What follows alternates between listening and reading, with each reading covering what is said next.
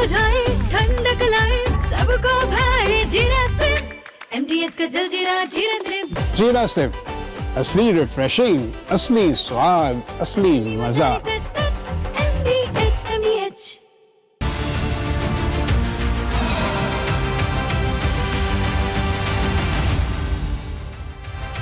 नमस्कार, बहुत बहुत स्वागत है आपका। आप देख रहे हैं राष्ट्र सर्वोपरि। मैं हूं आपके साथ शिवांगी ठाकुर। जिस थाली में खाना होना चाहिए उस थाली तक जहर पहुंचाया जा रहा है।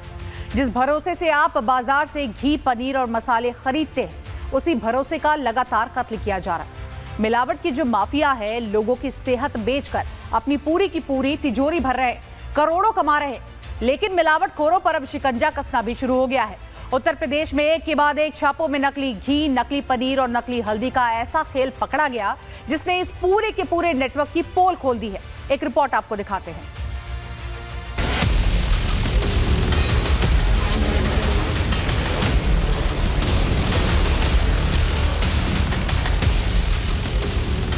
इन तस्वीरों को ध्यान से देखिए।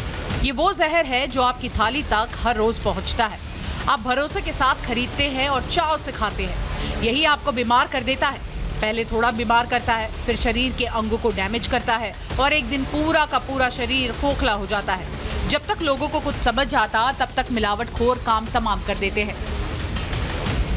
सुनकर आश्चर्य हो रहा होगा ना, लेकिन चौंकिए मत, ये सच है। बाजार में मिलावटी माफिया का जाल इस कदर फैला है कि ये आपकी थाली में जहर घोल रहा है।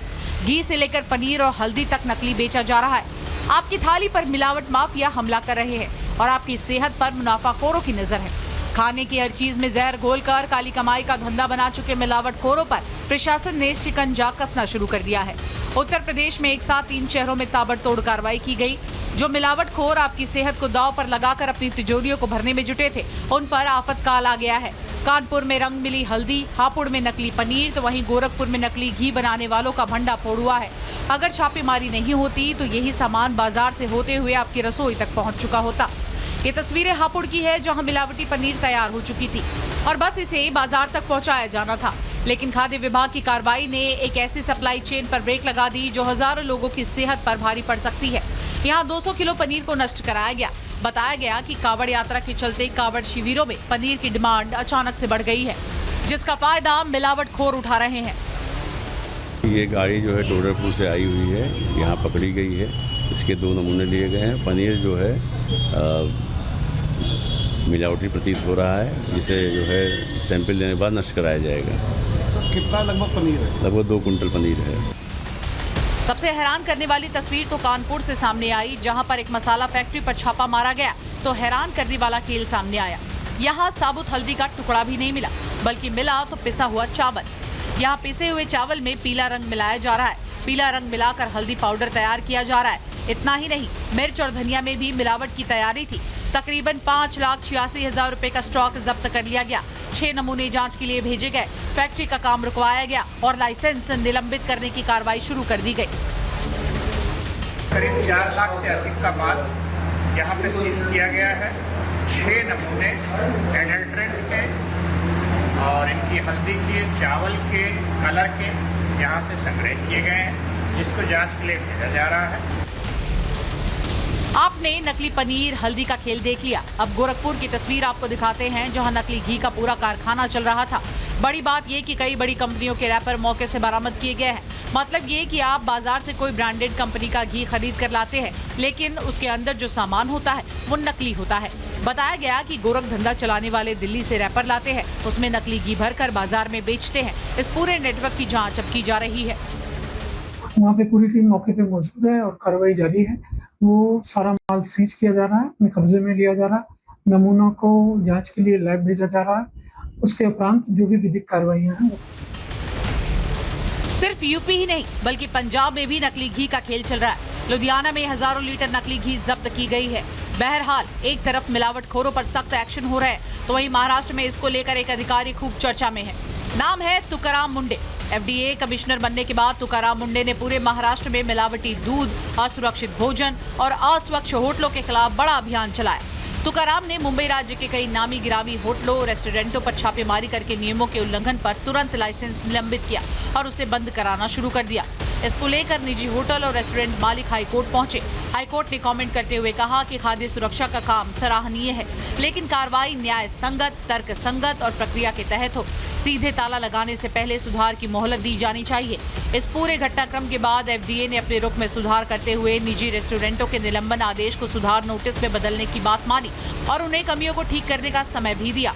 तो वहीं दूसरी तरफ इस कार्रवाई के बाद से महाराष्ट्र के सभी सरकारी और अर्ध सरकारी कैंटीनों में खाद्य सुरक्षा लाइसेंस और स्वच्छता को लेकर हड़कंप मचा हुआ है। Bureau report, Republic Bharat.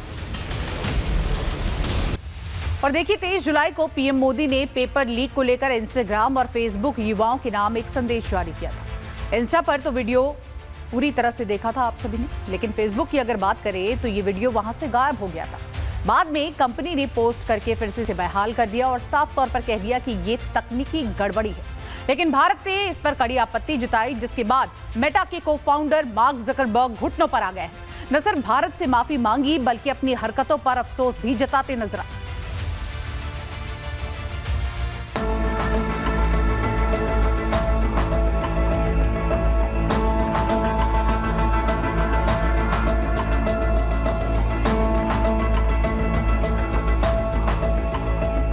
Bharat दुनिया का सबसे बड़ा डिजिटल बाजार, 140 करोड़ से ज्यादा लोगों का देश और करोड़ों सोशल मीडिया यूजर्स। ऐसा बाजार जिसे कोई भी टेक कंपनी नजरअंदाज नहीं कर सकती। लेकिन जब भारत में नियमों की अनदेखी हुई तो सरकार ने भी साफ कर दिया कि कानून सबके लिए बराबर है, चाहे कंपनी कितनी भी बड़ी क्यों ना हो। कुछ दिन पहले प्रधानमंत्री नरेंद्र मोदी के आधिकारिक फेसबुक वीडियो को कुछ समय के लिए प्लेटफॉर्म से हटा दिया गया।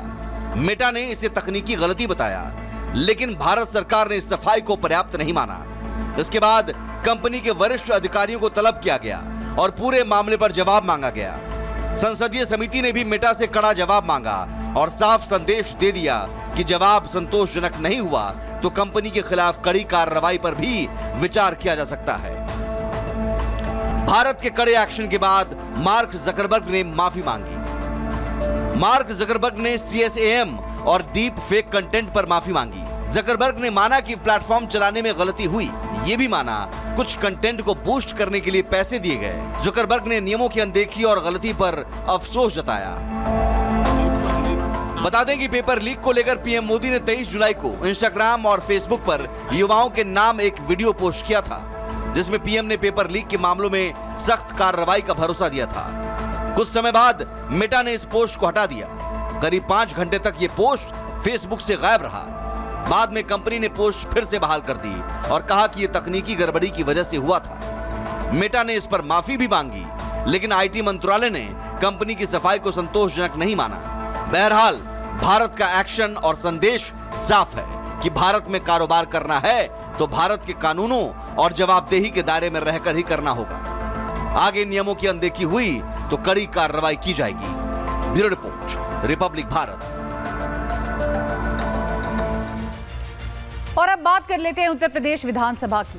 देखिए, कार्यवाही खत्म होने के बाद योगी आदित्यनाथ सदन में विपक्ष के रवैये को लेकर समाजवादी पार्टी पर खूब बरसे नजर आए। सीधा सीधा हमला बोला कि सपा युवाओं, किसान, महिला और गरीब विरोधी है, इसलिए उनको लेकर सदन में चर्चा नहीं होने दी गई। इधर अखिलेश ब्राह्मण सम्मेलन में पहुंचे थे, जहां पीडीए का नया फॉर्मूला दे दिया। कहा पीडीए में पीडी तो पंडितों यानी ब्राह्मण के लिए है। तो कुल मिलाकर योगी अखिलेश ने अपने अपने तरीके से 27 के लिए अब बिसात बिछानी शुरू कर दी है।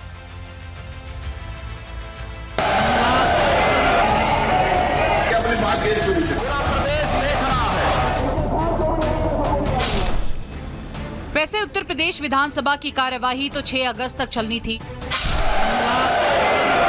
लेकिन विपक्ष के शोर शराबे और बवाल की वजह से ये कार्रवाई एक दिन पहले ही यानी आज ही स्थगित कर दी गई। 2 दिनों में सदन में जमकर संग्राम हुआ। विपक्ष सत्ता पक्ष की बातें सुनने को तैयार नहीं था और स्पीकर के बार बार समझाने के बावजूद विपक्षी दल के विधायक मानने को तैयार नहीं थे। विपक्ष के इस रवैये को लेकर योगी काफी आक्रामक थे। प्रदेश देख रहा है, इन लोगों ने कभी भी लोकतांत्रिक मूल्यों पर इनका विश्वास नहीं रहा है। सदन के बाहर योगी आदित्यनाथ ने समाजवादी पार्टी पर जमकर हमला बोला। योगी ने सपा के नकारात्मक रवैये के कारण युवाओं, किसानों, महिलाओं को लेकर कोई चर्चा नहीं हो सकी कहा। समाजवादी पार्टी ने एक बार फिर से अपना असली चेहरा दिखा दिया। जो अलोकतांत्रिक और असंवैधानिक चेहरा है वो एक बार फिर से विधानसभा सत्र के दौरान देखने को मिला है।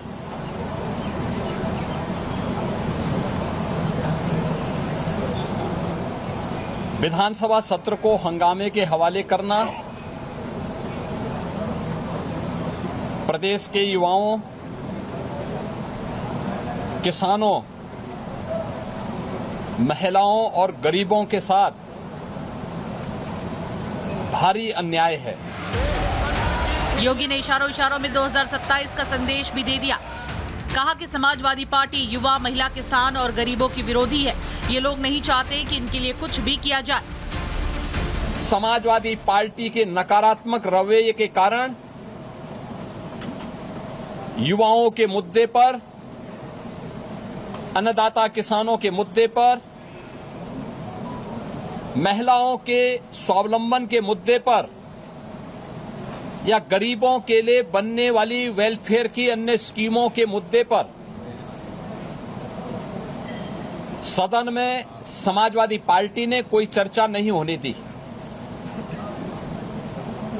इनका ये आचरण असंवैधानिक भी है, युवा विरोधी है, किसान विरोधी है, महिला विरोधी है और गरीब विरोधी भी है।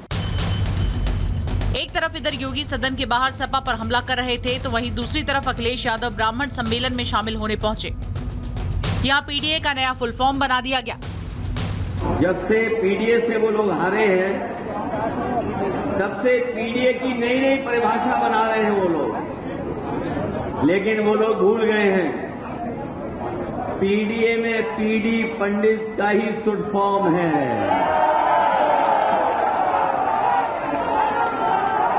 जो लोग पीडीए की परिभाषा समय समय पर दूसरी बनाते हैं,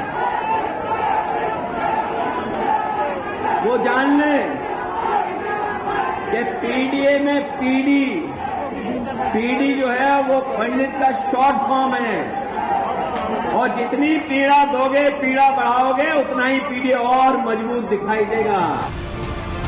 अखिलेश जानते हैं कि 27 में आना है तो ब्राह्मणों को साधना जरूरी है, इसलिए इस बार ब्राह्मण को साथ लेकर सनातन की पिच पर जोरदार तरीके से खेलना होगा। बहरहाल 6 महीने का वक्त है, देखना होगा कि इस पिच पर कौन जोरदार बैटिंग करता है। Bureau report, Republic Bharat. तो राष्ट्र सर्वोपरि में मेरे साथ आज इतना ही। देश और दुनिया की तमाम बड़ी खबरों को देखने के लिए आप देखते रहिए रिपब्लिक भारत।